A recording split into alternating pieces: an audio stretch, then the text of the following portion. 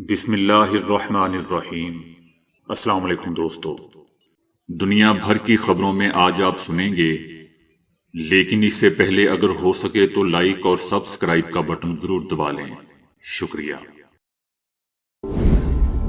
China نے کہا ہے کہ وہ ایران کی خود مختاری، سلامتی اور قومی وقار کے دفاع کی حمایت کرتے ہیں۔ ہم ایران کے حق دفاع کی حمایت کرتے ہیں۔ چائنا نے 31 جولائی کو تہران میں حماس کے سربراہ اسماعیل ہنیہ کو شہید کیے جانے والے واقعہ پر ایک دفعہ پھر مذمت کی ہے، اور یہ کارروائی ایران کی خود مختاری کی خلاف ورزی اور خطے کے استحکام کے لیے خطرہ ہے۔ دوستو، ایسا چائنا کا کہنا ہے۔ اسماعیل ہنیہ کی شہادت سے غزہ میں جنگ بندی کے لیے ہونے والا ثالثی کا عمل براہ راست متاثر ہوا، اور اس سے خطے میں امن و استحکام پر خطرے کے بادل منڈلانے لگے۔ چائنا نے کہا ہے کہ ایران کی خود مختاری، سلامتی اور قومی وقار کا قانون کے مطابق دفاع کے لیے چائنا حمایت کر رہا ہے، اور اسی طرح خطے میں امن و استحکام برقرار رکھنے کی کوشش کا حامی ہے، اور ایران کے ساتھ قریبی رابطہ برقرار رکھنے کے لیے تیار ہے۔ حکومت پاکستان کا کہنا ہے کہ حافظ نعیم الرحمن اگر سمجھتے ہیں کہ تمام مسائل کا حل دھرنا ہے تو دھرنا دے دیں۔ جماعت اسلامی کو تو اتنے ووٹ نہیں ملے جتنے دھرنے انہوں نے دے دیے ہیں۔ دھرنا امیر کراچی سے دھرنا دے کر جماعت اسلامی کے امیر بن گئے ہیں۔ حافظ نعیم الرحمن سمجھتے ہیں کہ سارے مسائل کا حل دھرنا ہے تو دھرنا دے دیں۔ KPK میں پل ٹوٹ رہے ہیں اور وہ جیل میں بیٹھے آقا کو خوش کر رہے ہیں۔ جوڈیشل کمیشن بنوانے کا خیال 1 سال کے بعد یاد آیا۔ کیا حسان نیازی عمران خان کا بھانجا نہیں ہے؟ کیا ڈاکٹر یاسمین راشد یا اعجاز چودھری بیٹے کو نہیں بتا رہے تھے کہ حملہ کرنا ہے؟ اتفاق تھا کہ ہر شہر میں ایک ہی جگہ پر حملے کیے گئے جو فوجی تنصیبات یا کیمپ تھے۔ تمام دفاتر کو جلایا گیا، اب عمران خان کیسے مکرے گا؟ ایسا دوستو نون لیگ کا کہنا ہے۔ نون لیگ کا کہنا ہے کہ اڈیالہ جیل والا کہتا ہے کہ اگر دوبارہ گرفتار کیا تو پھر ایسے ہی حملے ہوں گے۔ جوڈیشل کمیشن نہیں بننا چاہیے، وہ عدالتی ہتھوڑے سے ریلیف لینا چاہتا ہے۔ جوڈیشل کمیشن کی ضرورت نہیں ہے۔ جو 9 مئی کو ہوا سب کو یاد اور کیمرے میں محفوظ ہے۔ 9 مئی کے پیچھے جلسے، لانگ مارچ اور زہریلے تقریریں تھیں۔ ان تقریروں میں وہ لوگوں کو فوج کے خلاف اکسایا کرتا تھا۔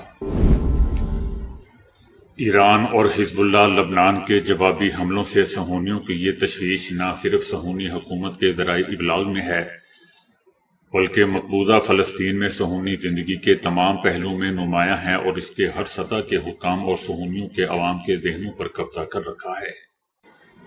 اس سلسلے میں زیادہ تر بحثیں اور تجزیے ان 2 مسائل پر مرکوز ہیں کہ ایران اور حزب اللہ لبنان کب اور کس طرح جوابی کارروائی کریں گے، اور جو چیز خدشات میں اضافہ کرتی ہے وہ اس سلسلے میں معلومات نہ ہونا اور مستقبل کی منصوبہ بندی کی تشخیص کرنے سے قاصر ہونا ہے۔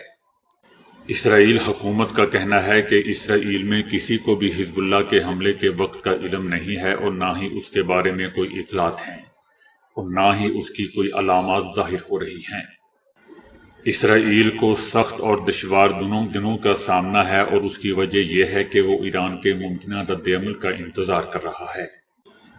اسرائیلی میڈیا کا بھی کہنا ہے کہ ابھی تک امریکی اور اسرائیلی خفیہ ایجنسیاں یہ پیشگوئی کرنے میں کامیاب نہیں ہو سکی ہیں کہ ایران اور بیروت میں ہونے والے 2 حملوں کا ایران اور حزب اللہ کب جواب دیں گے۔ اسرائیل کو ایران کے رد عمل کا انتظار ہے۔ اگر ابھی تحقیقات کی جائیں تو ان صہیونیوں کی تعداد جو کہ خوف کے باعث راتوں کو اپنے گھروں میں نہیں سوتے ہیں 44% سے بھی زیادہ ہے۔ انٹرنیشنل سیاسی تجزیہ کاروں کا بھی کہنا ہے کہ ایران کے جوابی حملے کے بارے میں کوئی اطلاعات نہیں ہے، اور کوئی نہیں کہہ سکتا کہ یہ حملہ کب کیا جائے گا۔ لیکن دوسری طرف ایران اور حزب اللہ کی جانب سے حملے کے وقت کا تعین نہ کرنے کے باوجود اسرائیل اور امریکی حکام نے اعلان کیا ہے کہ حملہ جلد ہی کیا جائے گا۔ حزب اللہ نے حملے کے وقت اور طریقہ کار کا تعین کر لیا ہے، اور وہ اسرائیلیوں کا خون بہانے اور ایک دردناک سزا دینے کے درپے ہے۔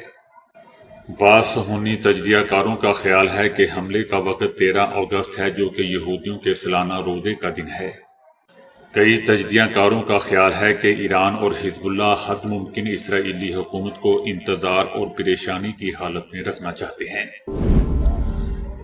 برطانیہ کی لیبر پارٹی کے سابق رہنما جرمنی نے غزہ اسکول پر صہیونی حکومت کی بمباری میں 100 سے زیادہ افراد کی شہادت کی مذمت کی ہے اور کہا ہے کہ اسرائیل کو ہتھیاروں کی سپلائی نہایت ہی شرمناک ہے۔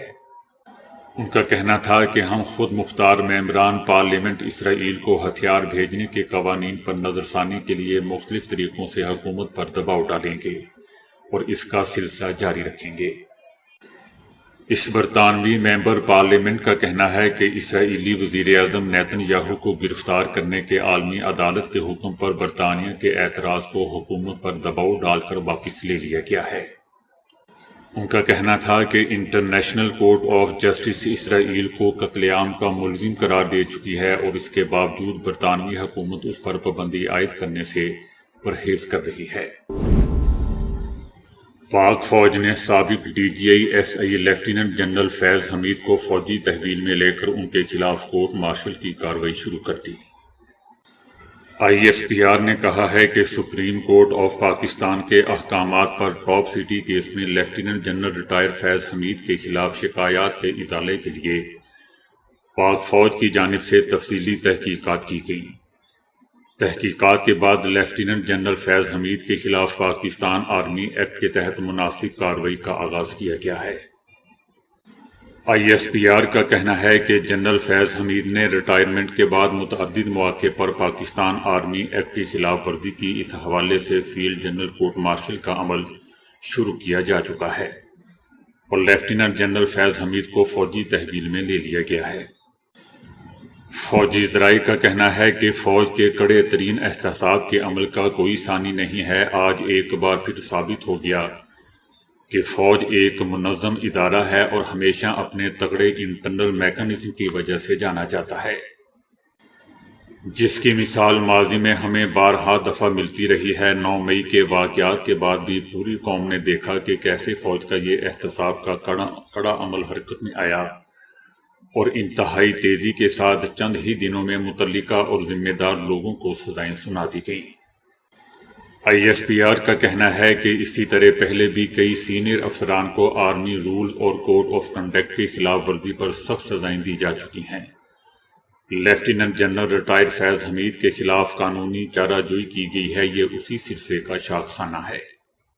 فوج کا کہنا ہے کہ ایسا پہلی بار نہیں ہو رہا، بلکہ فوج اپنے کڑے احتسابی عمل کو کئی بار عملی جامہ پہلے بھی پہنا چکی ہے۔ اس احتسابی عمل کی نظیر آپ کو کسی اور ادارے میں نہیں ملتی۔ فوج نے ایک بار پھر واضح طور پر ثابت کر دیا کہ کوئی بھی شخص چاہے وہ کتنے ہی اونچے عہدے پر کیوں نہ ہو، قانون سے بالاتر نہیں۔ اور دوسری بات یہ کہ پاک فوج کا احتسابی عمل بہت شفاف اور کڑا ہے، جو فوری حرکت میں آ کر حقائق اور ثبوتوں کی روشنی میں معاملات کو قانون کے مطابق سختی کے ساتھ نمٹتا ہے۔ بنگلہ دیش کی مستعفی وزیر اعظم اور مستقل بنیادوں پر کسی دوسرے ملک میں پناہ کی متلاشی شیخ حسینہ واجد کے بیٹے سجیو واجد نے اپنی والدہ کے امریکہ کے خلاف بیان کا ملبہ بھارتی میڈیا پر ڈال دیا۔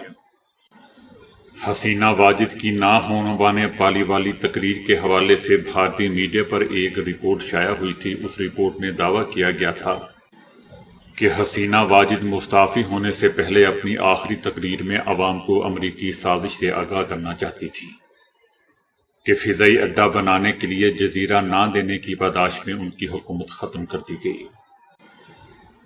حسینہ واجد کے بیٹے سجیو واجد نے اپنی والدہ سے منسوب اس بیان کی تردید کرتے ہوئے بتایا ہے کہ میری امی سے بات ہوئی تھی، انہوں نے ایسا کوئی بھی بیان دینے کی تردید کی ہے۔ سجیو کا کہنا تھا کہ استعفے سے متعلق والدہ کا حالیہ بیان سراسر جھوٹ اور من گڑت ہے۔ میری والدہ نے نہ تو ڈھاکہ چھوڑنے سے پہلے اور نہ ہی بعد میں کسی کو کوئی بیان دیا ہے۔ سجیو نے میڈیا سے اپیل کی ہے کہ بغیر تصدیق کیے کوئی بھی بیان جاری نہ کریں۔ ہم سب کو حالات کی کشیدگی اور نزاکت کا احساس کرنا چاہیے۔ یاد رہے دوستو کہ حسینہ واجد طلبہ تحریک کے نتیجے میں 31 جولائی کو استعفیٰ دے کر بھارت بھاگ گئی تھی، لیکن انہیں بتا دیا گیا تھا بھارت کی طرف سے کہ وہ مستقل بنیادوں پر بھارت میں نہیں رہ سکتی۔ جس کے بعد حسینہ واجد برطانیہ جانا چاہتی تھی، لیکن برطانیہ میں بھی ان کو سیاسی ویزا نہیں مل سکا، جس کے بعد ان کا ارادہ فن لینڈ جانے کا ہے۔ دوسری جانب امریکہ نے بھی ویزا دینے سے انکار کر دیا تھا، جس کے بعد دوستو امریکہ کے خلاف حسینہ واجد کا بیان سامنے آنے پر معاملات مزید بگڑ سکتے تھے، اس لیے ان کے بیٹے سجیو واجد نے فوراً ہی امریکی مخالفت بیان کی تردید کر دی۔ عمران خان نے کہا ہے کہ حکومت نے اگر مخصوص نشستوں کا فیصلہ نہیں مانا اور چیف جسٹس آف پاکستان کو توسیع دینے کی کوشش کی تو ہم احتجاج کریں گے۔ عمران خان نے کہا کہ ہمارے حالات بنگلہ دیش سے زیادہ برے ہیں۔ حسینہ واجد نے آرمی چیف جسٹس اور پولیس چیف اپنے لگائے ہوئے تھے اور جماعت اسلامی سمیت تمام اپوزیشن کو دیوار سے لگایا ہوا تھا۔ یہ ساری چیزیں پاکستان میں بھی ہوئی ہیں اور ہو رہی ہیں۔ عمران خان کا کہنا تھا کہ الیکشن سے پہلے 9 مئی کے نام پر ہماری پارٹی پر کریک ڈاؤن کیا گیا۔ جنہوں نے 9 مئی کی فوٹیج چرائی انہوں نے ہی 9 مئی کیا۔ ہماری آدھی لیڈرشپ کو پکڑ کر جیل میں ڈالا ہوا ہے اور آدھی لیڈرشپ انڈر گراؤنڈ ہو گئی ہے۔ باقیوں سے ویکو ڈالا کے ذریعے پارٹی چھڑوا دی گئی۔ عمران خان کا کہنا تھا کہ chief justice of election commission ملے ہوئے تھے، آرمی چیف نے ان کو سپورٹ کیا ہوا تھا، لیکن 8 فروری کو ان کا سارا پلان ناکام ہو گیا۔ عمران خان کا یہ بھی کہنا تھا کہ میرے اسٹیبلشمنٹ سے رابطے کا سن کر ان حکومت کی کانپیں ٹانگ جاتی ہیں۔ حکومت نے اگر مخصوص نشستوں کا فیصلہ نہیں مانا اور چیف جسٹس کو ایکسٹینشن دینے کی کوشش کی تو ہم احتجاج کریں گے۔ عمران خان کا کہنا تھا کہ بنگلہ دیش میں جب لوگ باہر نکلے تو فوج نے اپنی عوام پر گولی چلانے سے انکار کر دیا۔ حسینہ واجد نے طالب علموں پر جو ظلم کیا وہ بیک فائر ہو گیا۔ عمران خان نے کہا کہ میں نے کبھی پارٹی کو اسٹریٹ موومنٹ کا نہیں کہا، 9 مئی سے پہلے بھی پرامن احتجاج کی کال نہیں تھی۔ عمران خان نے کہا کہ میں نے کبھی پارٹی کو اسٹریٹ موومنٹ کا نہیں کہا، اگر سپریم کورٹ کے فیصلے کو نہیں مانا گیا تو اسٹریٹ موومنٹ شروع کرنے لگا ہوں۔ میں سمجھ رہا تھا کہ ملک کی معیشت خراب ہے، احتجاج نہیں کرنا چاہیے۔ موجودہ حکومت 2/3 اکثریت کو قائم کر کے آئین میں تبدیل کرنا چاہتی ہے تاکہ دوبارہ قاضی فائز عیسیٰ کو چیف جسٹس تعینات کر سکے۔ قوم انتظار کر رہی ہے، لاوا پک چکا ہے، صرف ایک تیلی کی ضرورت ہے، سب تباہ ہو جائے گا۔ یہ جو مرضی کر لیں، پاکستانی فوج عوام پر گولی نہیں چلائے گی۔ میں ان کو خبردار کر رہا ہوں، خوف کا بت ٹوٹ چکا ہے، اب لوگ جیلوں میں جانے اور جان دینے کو تیار ہیں۔ عمران خان کا یہ بھی کہنا تھا کہ ہمارے مطالبات مسترد کرنا ہے تو کر دیں، آپ نے بات نہیں کرنی نہ کریں، مجھے کوئی جلدی نہیں۔ پی ٹی آئی کی مقبولیت بڑھتی جا رہی ہے۔ ہارورڈ یونیورسٹی کی ایک تحقیقی ٹیم نے عام دستیاب ایک مادے کا استعمال کرنے کا طریقہ کار متعارف کروایا ہے جس سے عمارت کو ٹھنڈا اور گرم رکھا جا سکتا ہے۔ کیلیفورنیا میں مٹیریل سائنس اور انجینئرنگ کے ایک ایسوسی ایٹ پروفیسر رامن کی قیادت میں تحقیقی ٹیم نے حال ہی میں سیل رپورٹس فزیکل سائنس میں ایک مطالعہ شائع کیا ہے جس میں عام مواد کے ذریعے تابناک حرارت کی نقل و حرکت بہتر بنانے کے لیے نئے طریقہ کار کی تفصیل دی گئی ہے۔ تابناک حرارت اس حرارت کو کہا جاتا ہے دوستو جو بذریعہ گرم سطح سے خارج ہو کر ہمارے جسموں اور گھروں کو گرم کرتی ہے اور برقی مقناطیسی لہروں میں سفر کرتی ہے۔ عمارتوں کو گرمیوں میں ٹھنڈا اور سردیوں میں گرم رکھنا مشکل ہوتا ہے کیونکہ جب باہر کا درجہ حرارت زیادہ ہوتا ہے تو یہ زمین اور پڑوسی دیواروں سے گرمی کو برقرار رکھتی ہے۔ موسم سرما میں ان کا گرم رہنا بھی اتنا ہی مشکل ہوتا ہے کیونکہ بیرونی درجہ حرارت گر جاتا ہے اور عمارتیں گرمی سے محروم ہو جاتی ہیں۔ یہ مادہ دنیا میں پھیلا ہوا ہے لیکن اس کا مطلب یہ ہے کہ ہم انہیں مستقبل قریب میں عمارتوں کو ٹھنڈا اور گرم رکھنے کے لیے استعمال ہوتے ہوئے دیکھ سکتے ہیں۔ مشرق وسطی میں کشیدہ صورتحال کے بعد امریکہ نے مشرق وسطی میں میزائل بردار آبدوز اور ابراہم لنکن طیارہ بردار جنگی بحری جہاز تعینات کرنے کا حکم دے دیا ہے۔ پینٹاگون کے مطابق تعینات کرنے جانے والی آبدوز ایٹمی آبدوز ہے۔ اس سے پہلے امریکی وزیر دفاع لائیڈ آسٹن نے اسرائیلی ہم منصب سے گفتگو کی تھی اور دعویٰ کیا تھا کہ ایران بڑے پیمانے پر حملے کی تیاری کر رہا ہے۔ یاد رہے دوستوں کہ حماس اور حزب اللہ کے سینئر رہنماؤں پر حملوں کے بعد ایران نے اسرائیل سے بدلہ لینے کا اعلان کر رکھا ہے۔ بچپن میں کھائی جانے والی غذا بالخصوص میٹھی اشیاء اور چکنی غذائیں طویل عرصے تک جسم پر اثر انداز ہوتی رہتی ہیں۔ بچے اپنے ابتدائی دور میں جو کچھ کھاتے ہیں وہ اجزاء ان کے معدے اور آنتوں میں خرد نامیوں یعنی مائکروبس کی تشکیل کرتے ہیں۔ صرف یہی نہیں بلکہ اس کے اثرات پوری زندگی پر مرتب رہتے ہیں۔ یونیورسٹی آف کیلیفورنیا کے سائنسدانوں نے بتایا کہ ہمارے پیٹ میں موجود ہزاروں لاکھوں اقسام کے بیکٹیریا اور دیگر خرد نامیے ہماری مجموعی صحت کی تشکیل کرتے ہیں۔ اگر اوائل عمر میں ہی ان کی کیفیت تبدیل ہونے لگے تو بچے کی نشو و نما پر اثر پڑتا ہے، جس کے آثار زندگی بھر دیکھے جا سکتے ہیں۔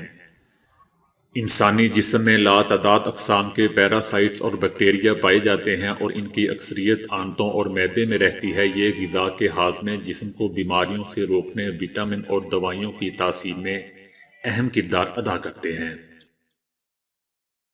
امریکی ریاست مشیگن کے شہری نے گاڑی کو دونوں اطراف سے چلانے کے قابل بنا کر دنیا کو حیران کر دیا۔ گاڑی نہ صرف الٹی اور سیدھی دونوں اطراف سے چل سکتی ہے بلکہ آگے اور پیچھے دونوں جانب سے بھی چلائی جا سکتی ہے، یعنی اس کار کے اگلے اور پچھلے دونوں حصوں کو ہی فرنٹ کہا جا سکتا ہے۔ گاڑی کو الٹا چلانے میں کسی قسم کی قانونی دقت بھی نہیں ہے اور اس گاڑی کو قانونی طور پر ایسے چلایا جا سکتا ہے۔ تو دوستو ابھی کے لیے اتنا ہی۔ ویڈیو کو لائک اور شیئر کرنے کا بہت بہت شکریہ۔